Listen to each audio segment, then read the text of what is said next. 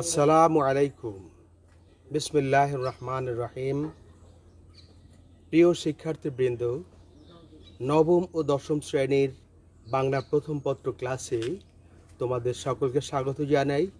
আমি মোহাম্মদ এরশাদুল্লাহ, প্রভাষক Bangla, Ahmed Bawani academy school and college. প্রিয় অভিভাবকবৃন্দ, আশা করি আপনারা সবাই ভালো আছেন, আপনাদের ছেলেমেয়েরাও ভালো থেকে পড়াশোনা করছে। তো আজকে আমি নবম ও দশম শ্রেণীর বাংলা প্রথম পত্রের মানুষ কবিতাটি পড়াবো। মানুষ কবিতাটি লিখেছেন আমাদের জাতীয় কবি, বিদ্রোহী কবি কাজী নজরুল ইসলাম। কাজী নজরুল ইসলামের জীবন একটি কবিতার মধ্যে দিয়ে প্রকাশ করা যায়। যেমন তিনি একটি কবিতা লিখেছিলেন, কবিতাটার নাম হচ্ছে সিন্ধু। সিন্ধু কবিতাটিতে তিনি বলেছিলেন, হে তৃষিত বন্ধু মোর, হে ক্ষুদিত বন্ধু মোর তৃষিত জলধি, এত জল বুকে তব তবু নাহি তৃষার অবধি, এত নদী উপনদী তব পদে করে আত্মদান, বুভুক্ষ তবু কি তব ভরিল না প্রাণ, হে দুর্দম খোলো খোলো খোলো দ্বার, সারি সারি গিরিদরি দাঁড়াই দুয়ারে করে প্রতীক্ষা তোমার। এই যে কবিতাখানি অংশবিশেষ আমি আবৃত্তি করলাম, এই কবিতাকে সিন্ধু নদীর কথা বলা হয়েছে এবং সিন্ধু নদীকে তিনি বন্ধু রূপে সম্বোধন করেছেন। অর্থাৎ বন্ধু তো তখনই হয় যখন মিল থাকে, মনের মিল থাকে, জীবনের মিল থাকে। কাজী নজরুল ইসলামের জীবনের মিল ছিল এই বিক্ষুব্ধ, তরঙ্গিত এবং অশান্ত সিন্ধু নদীর মতো।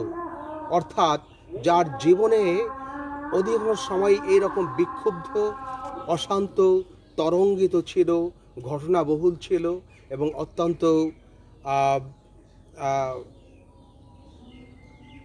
অশান্ত ছিল। তো সেই কাজী নজরুল ইসলাম তিনি জন্মগ্রহণ করেছেন চুরুলিয়া গ্রাম, আসানসোল মহকুমা, ভারতের পশ্চিমবঙ্গ বঙ্গে জন্মগ্রহণ করেন তিনি। প্রিয় শিক্ষার্থীবৃন্দ, তিনি মোটামুটি একটা দরিদ্র পরিবারই জন্মগ্রহণ করেন। সেখানে তার বাবা মারা যায় বাল্যকালই। এরপর তিনি বাড়ি ছেড়ে প্রথম চলে আসেন আমাদের এই বঙ্গে এবং ময়মনসিংহের দরিরামপুরে তিনি একটি রুটির দোকানে 5 টাকা বেতনে চাকরি শুরু করেন। পরবর্তীতে যখন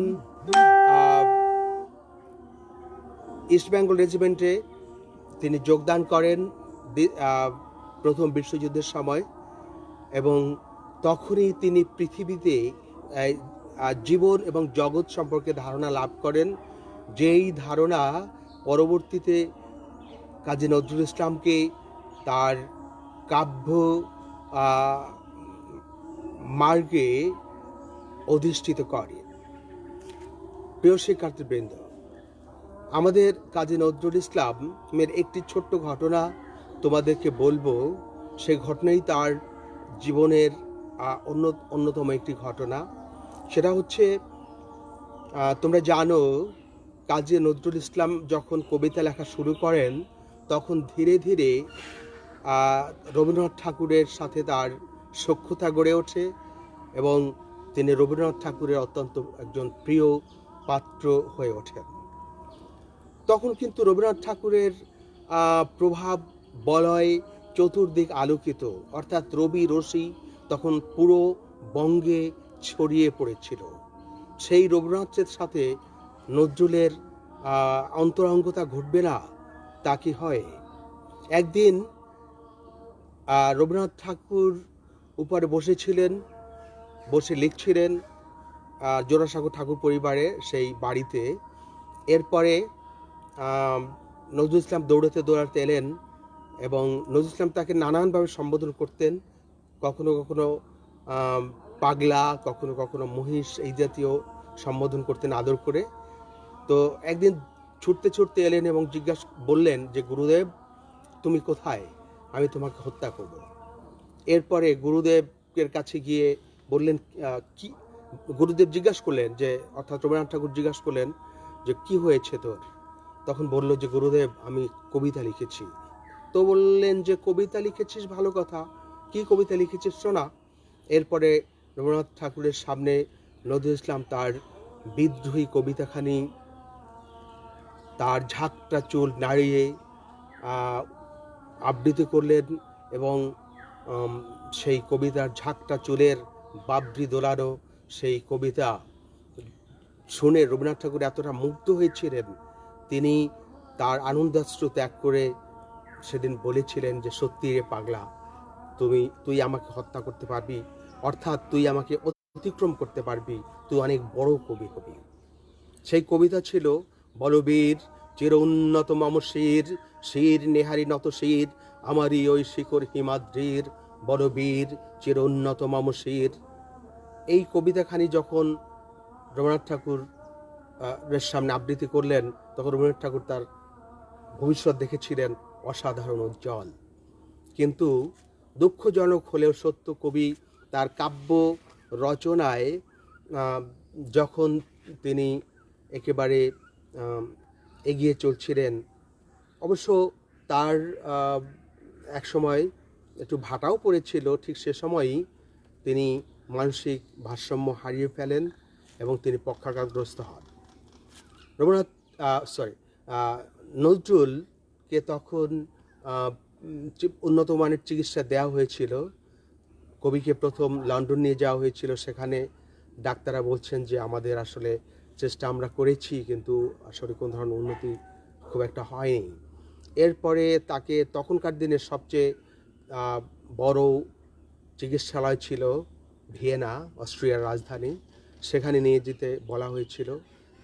তাকে ভিয়েনায় নিয়ে যাওয়া হয়েছিল, কিন্তু সেখানকার ডাক্তাররাও তাদের চিকিৎসা করে তাকে ভালো করে তুলতে পারেননি। পরবর্তীতে তাকে আবার ফিরিয়ে আনা হয় কলকাতায়, এবং কলকাতা থেকে বাংলাদেশ স্বাধীন হওয়ার পরে তখনকার সরকার, বঙ্গবন্ধু সরকার বাংলাদেশে নিয়ে আসেন এবং তাকে জাতীয় কবির মর্যাদা দেন। তাকে এর কারণ হচ্ছে, আসলে আমাদের জাতীয় কবি স্বীকৃত হওয়ার অন্যতম কারণ ছিল যে, আমাদের মুক্তিযুদ্ধের সময় আমাদের কাজী নজরুল ইসলামের অনেকগুলো কবিতা আমাদের মুক্তিযোদ্ধাদেরকে দারুণভাবে অনুপ্রাণিত করেছিল। যেমন, কারারই লৌহ কপাট, ভেঙে ফেল কর দেলোপাট, রক্ত জমার শিকুল পূজার পাষাণ বেদী, আরিও তরু নিশান, বাজাত প্রলয় বিষান, ধ্বংস নিশান উঠুক প্রাচীর প্রাচীর ভেদী। এরপরে শিকল পরা ছল মোদের এই শিকল পরা ছল, শিকল পরি শিকল তোদের করবরি বিকল। এরকম অনেক কবিতা রয়েছে, যেমন চল চল চল ঊর্ধ্ব গগনে বাজে মাদল, নিম্নে উতলা ধরণী তল, অরুণ প্রাতের তরুণ দল, চল রে চল রে চল। এই জাতীয় আরও অনেক কবিতা রয়েছে, যে কবিতাগুলো আমাদের মুক্তিযোদ্ধাদেরকে অনুপ্রাণিত করেছে, এবং তাদের নজরুলের এই সব কবিতা শুনে তাদের যুবক মুক্তিযোদ্ধাদের, তরুণ মুক্তিযোদ্ধাদের রক্তে নাচন ধরেছে শক্ত হননের উন্মুক্ত আকাঙ্ক্ষায়। এই কারণে আমাদের জাতীয় কবি হিসাবে তিনি অভিষিক্ত হলেন। এরপরে তিনি অনেকগুলো কাব্য রচনা করেছেন, যেমন সাম্যবাদী, তারপরে সিন্ধু হিন্দোল, তারপরে হচ্ছে চক্রবাক। এর মধ্যে তার শ্রেষ্ঠ রচনা হচ্ছে অগ্নিবীণা। মনে রেখো, তোমাদের পরীক্ষা আসতে পারে কাজী নজরুল ইসলামের শ্রেষ্ঠ রচনা কোনটি। তার শ্রেষ্ঠ রচনা হচ্ছে অগ্নিবীণা। এই অগ্নিবীণার মধ্যেই কাজী নজরুল ইসলামের প্রতিভার পরম এবং চরম উৎকর্ষতা অর্জিত হয়েছিল। পরবর্তীতে তিনি অনেকগুলো উপন্যাসও লিখেছেন, ব্যথার দান, রিক্তের বেদন। এরপরে আত্মজীবনী লিখেছিলেন, রাজবন্দির জবানবন্দি। এখন নজরুলের এই যে পরিণতি, এই পরিণতির কারণ কি, সে ব্যাপারে আসলে খুব স্পষ্ট করে কোনো কিছুই গবেষকরা বলতে পারেননি। গবেষকরা চেষ্টা করেছিলেন উন্মুক্ত করার জন্য, কিন্তু কী কারণে অবস্থা হয়েছে এটা অনেকেই বলছেন যে আমাদের জাতীয় কবি কাজী নজরুল ইসলাম যখন জেলে ছিলেন তখন তাকে নির্যাতন করার ফলেই তার এই করুণ অবস্থা হয়েছিল ইত্যাদি। এগুলো সবই হচ্ছে অনেকটা অনুমান নির্ভর, কাজেই এ ব্যাপারে তেমন কিছুই বলা যাবে না। তবে মাত্র 43 বছর বয়সে কবির এই পরিণতি, এটি আমাদের জন্য একটি বিশেষ ক্ষতি এবং আমাদের বাংলা ভাষা ও সাহিত্যের জন্য একটি অপূরণীয় ক্ষতি হয়েছে। তিনি বাংলাদেশে আনার পরে সেই অসুস্থ অবস্থায় তাকে দেশে আনা হয় এবং তিনি সেই অবস্থায় 1976 সনে তিনি পরলোক গমন করেন। প্রিয় শিক্ষার্থী, তার রচনার মধ্যে সবচেয়ে প্রধান, অর্থাৎ সবচেয়ে বেশি লিখেছেন তিনি, প্রধান হচ্ছে তার রচনার মধ্যে সঙ্গীত। তার মতো এত অসাধারণ সঙ্গীত আসলে আর কোনো কবি সাহিত্যিক রচনা করতে পারেননি। এরপরে তিনি সেই সঙ্গীত দিয়ে সমৃদ্ধ করেছেন। তার মধ্যে যেমন রয়েছে ইসলামী সঙ্গীত, তেমন কৃষ্ণ ভজন সঙ্গীত, শ্যামা সঙ্গীত ইত্যাদি ইত্যাদি। তো সেই প্রেমের গানগুলো অনেক বেশি, এবং সেই প্রেমের গান আমাদের বাংলা সঙ্গীত জগতে এখনো সমৃদ্ধ করে চলেছে আমাদের বাংলা সাহিত্য, বাংলাকে, বাংলা গানকে, এবং আমাদেরকে আনন্দ দিয়ে চলেছে এই সঙ্গীতগুলো। এই হচ্ছে কাজী নজরুল ইসলামের সংক্ষিপ্ত জীবনী। এরপরে তার তো অনেকগুলো বিষয় রয়েছে, যেমন তিনি নিজে অসাম্প্রদায়িক ব্যক্তিত্ব ছিলেন এবং তিনি তার জীবন সঙ্গিনী ছিলেন একজন হিন্দু মহিলা, তোমরা জানো, প্রমীলা। এরপরে তিনি অসাম্প্রদায়িক ছিলেন, তার আরও প্রমাণ হচ্ছে তার সন্তান দুটো ছেলে ছিল, অনুরুদ্ধ সব্যসাচী, অনুরুদ্ধ একজন, সব্যসাচী একজন, এবং এনাদের নাম শুনেই বোঝা যায় যে তিনি আসলে পুরোপুরি অসাম্প্রদায়িক ছিলেন। পরে তার কবিতার মধ্যে প্রচুর আরবি ফার্সি শব্দ তিনি ব্যবহার করেছেন, এগুলো তিনি সাধনা করে শিখেছিলেন। এরপরে তার অনেক রাজনৈতিকভাবে তিনি মানুষকেই বড় করে দেখেছেন। এই জন্যই আমাদের কবিতার নাম হচ্ছে, আজকের কবিতার নাম হচ্ছে মানুষ। মানুষ কবিতাখানি সাম্যবাদী কাব্যগ্রন্থ থেকে নেওয়া হয়েছে, এটা তোমাদের মনে রাখতে হবে। মানুষ কবিতাখানি সাম্যবাদী কাব্যগ্রন্থ থেকে নেওয়া হয়েছে, এটা পরীক্ষা আসতে পারে।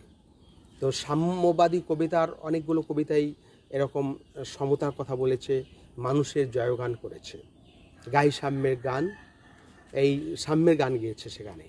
এবং এই কবিতার মধ্যে তিনি মানুষকে বড় করে দেখেছেন, অর্থাৎ ধর্মের মূল মন্ত্রই হচ্ছে মানুষ।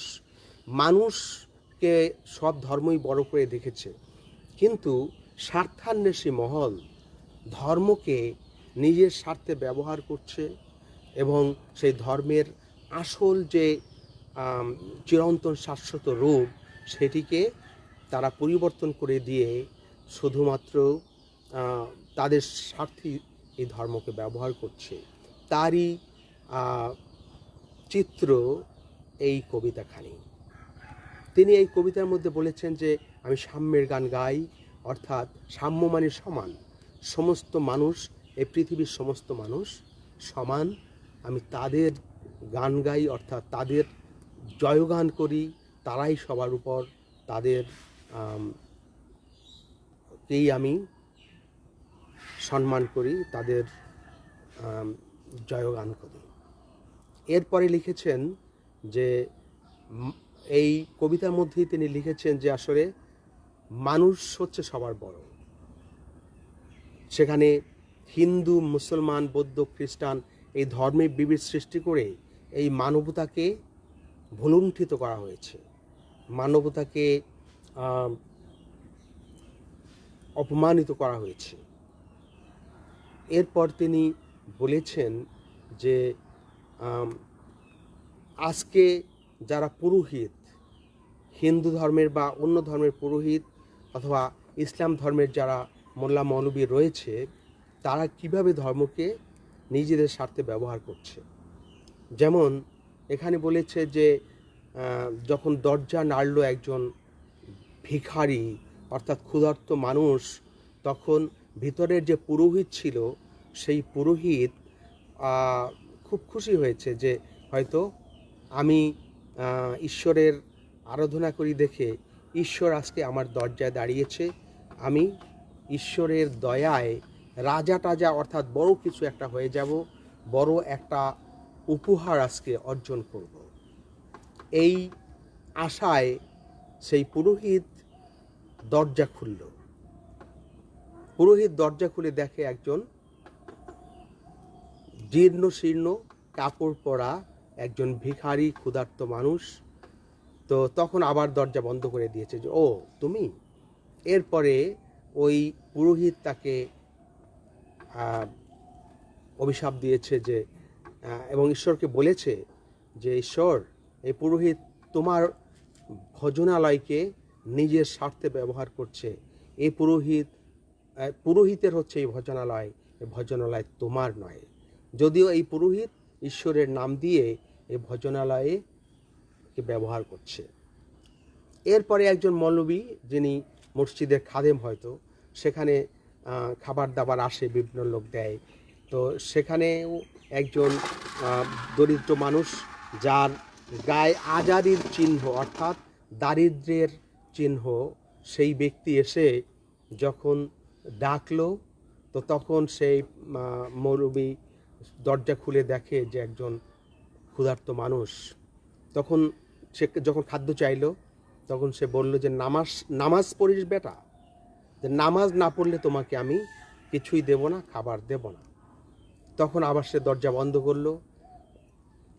তখন ভিখারি বলল যে আমি এই বয়সে আজ পর্যন্ত আমি ঈশ্বরকে বা আল্লাহকে ডাকিনি, আল্লাহ কোনো দিন আমার খাবার বন্ধ করেনি।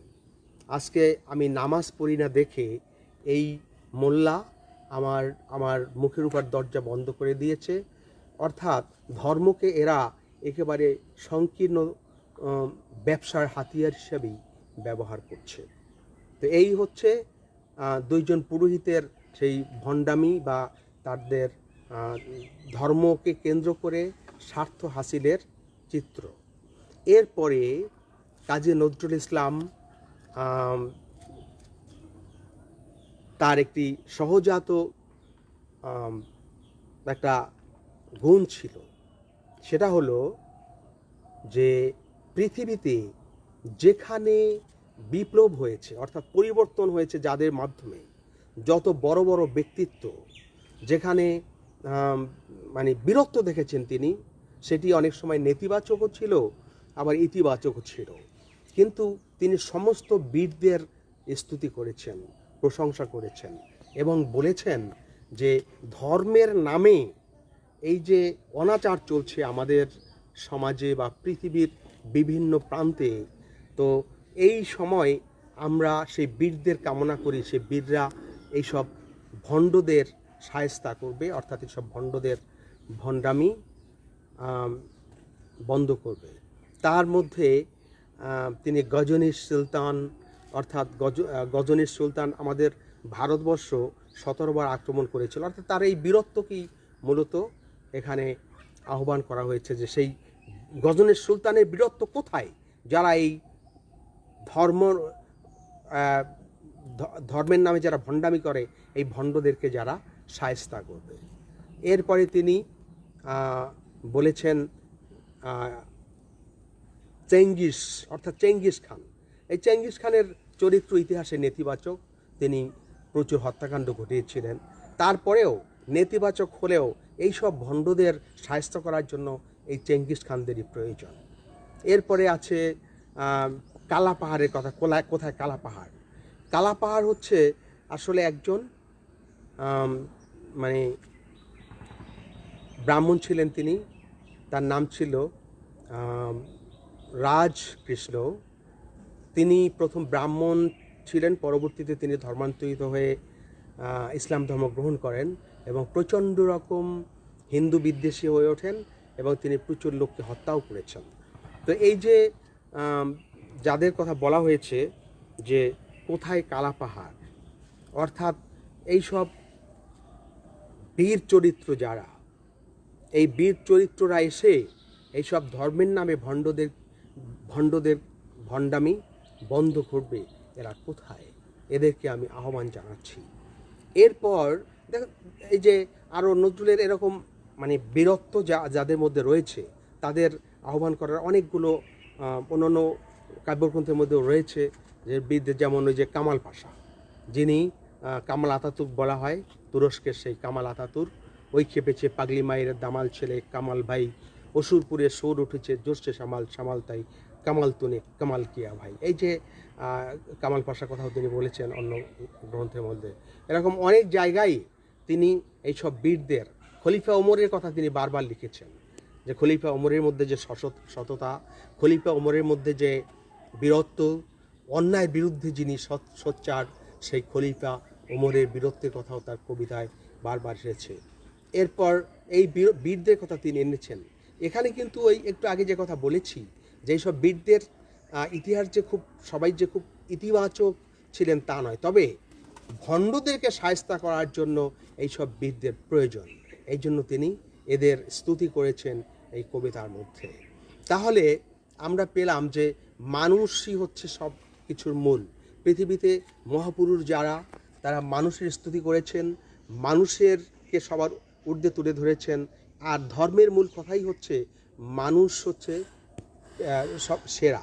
কাজেই মানুষকে বাদ দিয়ে, মানুষকে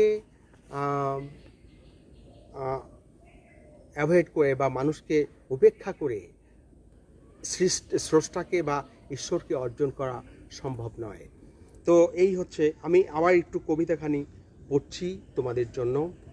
গাহি সাম্যের গান, মানুষের চেয়ে বড় কিছু নহে কিছু মহিয়ান। মহিয়ান মানে হচ্ছে মহান, অর্থাৎ মানুষই হচ্ছে সবার চেয়ে মহান। মানুষই সভ্যতা সৃষ্টি করে, মানুষই পৃথিবীকে এগিয়ে নিয়ে যায়।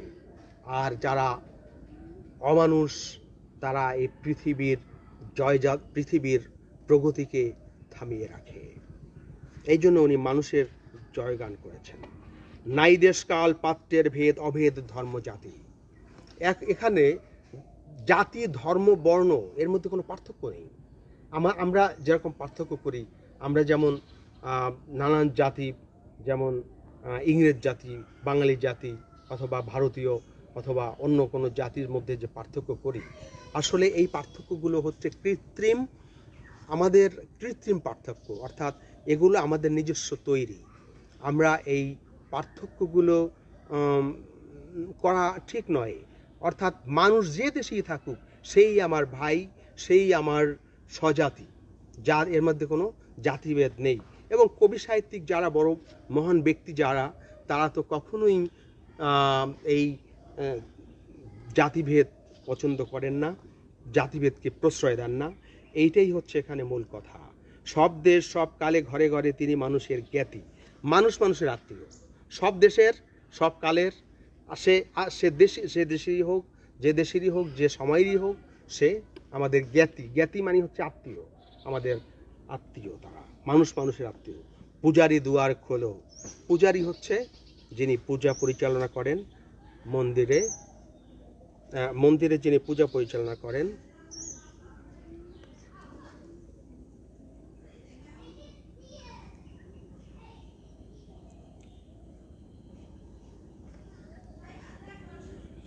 ক্ষুধার ঠাকুর দাঁড়াই দুয়ারে পূজার সময় হলো। এখানে ক্ষুধার ঠাকুর বলতে বোঝানো হয়েছে দরিদ্র মানুষকে, ক্ষুধার্ত মানুষকে, যে প্রচণ্ড রকম ক্ষুধা নিয়ে দরজায় দাঁড়িয়ে আছে।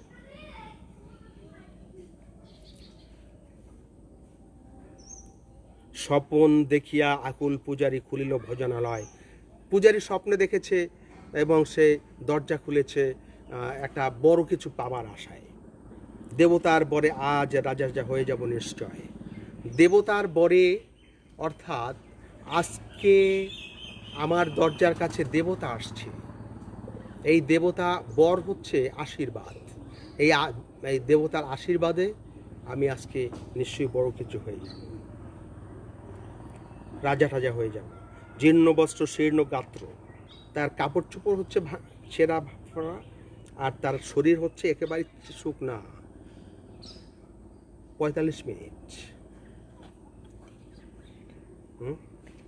30। আচ্ছা, তাহলে জীর্ণ বস্ত্র শীর্ণ গাত্র ক্ষুধায় কণ্ঠক্ষীণ, ডাকিল পান্থ দ্বার খোলো বাবা, খাইনি তো 7 দিন।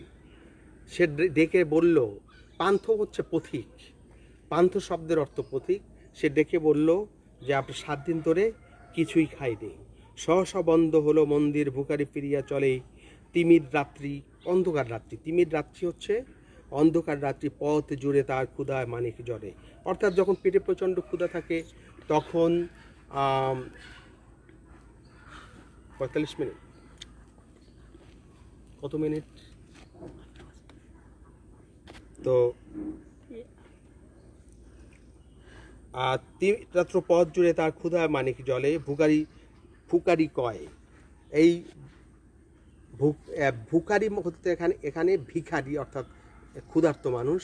সে ডাক দিয়ে বলে, ফুকারি অর্থ ডাক দিয়ে বলা, জোরে সোরে বলা, ওই মন্দির পূজারীর হায় দেবতা তোমার নয়।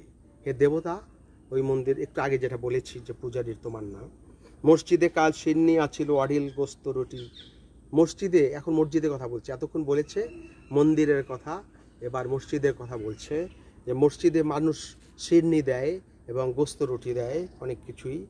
বাঁচিয়ে গিয়েছে মোল্লা সাহেব হেসে তাই কোটি কোটি। অর্থাৎ মোল্লা খুব খুশিতে আছে, কারণ অনেকগুলো খাবার দাবার এসেছে মসজিদে, সেই জন্য সে খুব আনন্দে আছে। এমন সময় এলো মুসাফির গায়ে আজানির চির, আজারির চির, আজারির চির হচ্ছে দারিদ্র্যের চিহ্ন, তার গায়ে দারিদ্র্যের চিহ্ন। বলে বাবা আমি ভুকা ফাঁকা আছি আজ নিয়ে 7 দিন, 7 দিন ধরে আমি ক্ষুধার্ত, আমি কিছুই খাইনি। তেরিয়ে আসিয়া হাকিল মোল্লা, ভেলা হলো দেখি ল্যাঠা। এই মোল্লা একেবারে তেরে আসছে, মারতে আসছে তাকে, এবং অত্যন্ত বললে যে ল্যাঠা হয়ে, অর্থাৎ এখানে ঝামেলা হলো। তো ল্যাঠা মানে কি? ঝামেলা, অনেক ঝামেলা হলো। তো এই লোকটা কি জন্য আসছে? ভুকা আছো মর্গে ভাগারে, নামাজ পড়িস বেটা ভাগারে।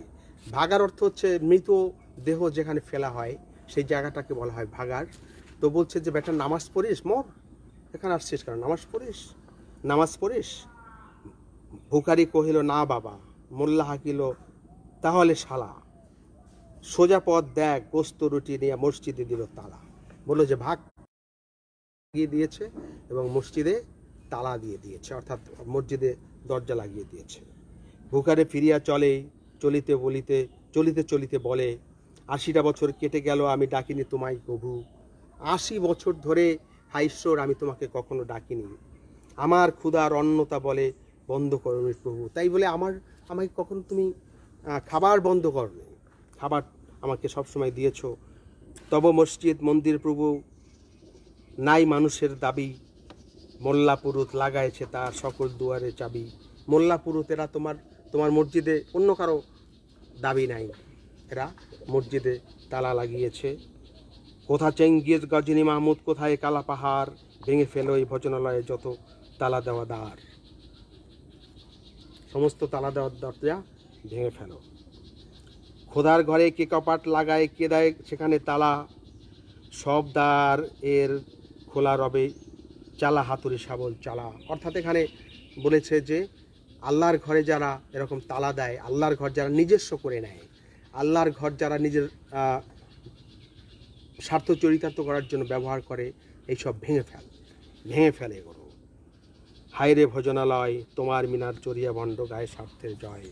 এখানে কিন্তু ভণ্ড বলেছে যে মানুষ এই ধর্মকে কেন্দ্র করে প্রচণ্ড রকম ব্যবসা করে। তো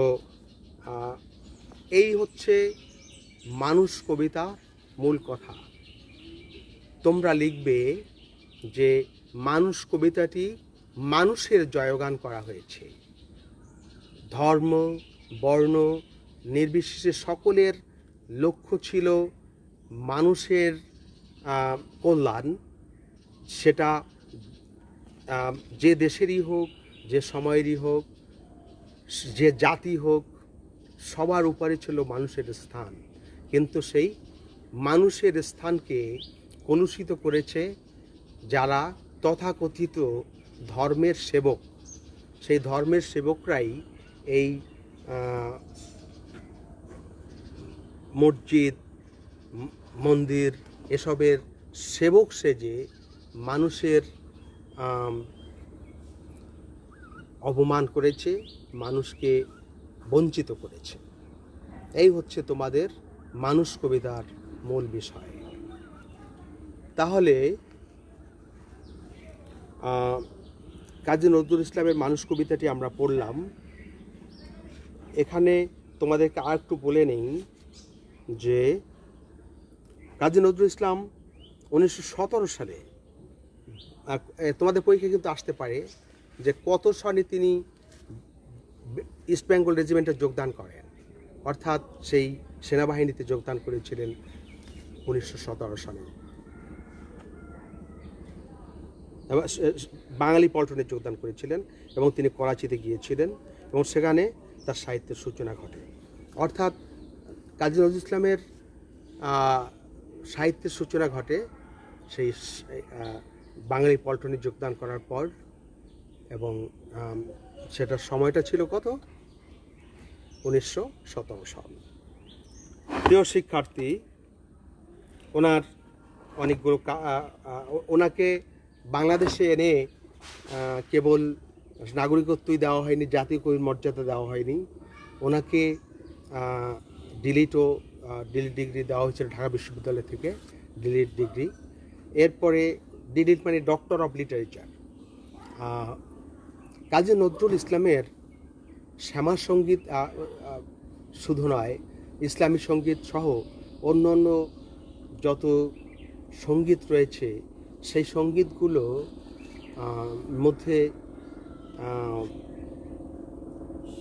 আমাদের জাতীয় চেতনাকে, মানবিকতাকে, আমাদের নিজস্ব শিল্প সংস্কৃতিকে বড় করে তুলে ধরা হয়েছে এবং কাজী নজরুল ইসলাম আমাদের মাঝে অমর হয়ে থাকবেন চিরদিন।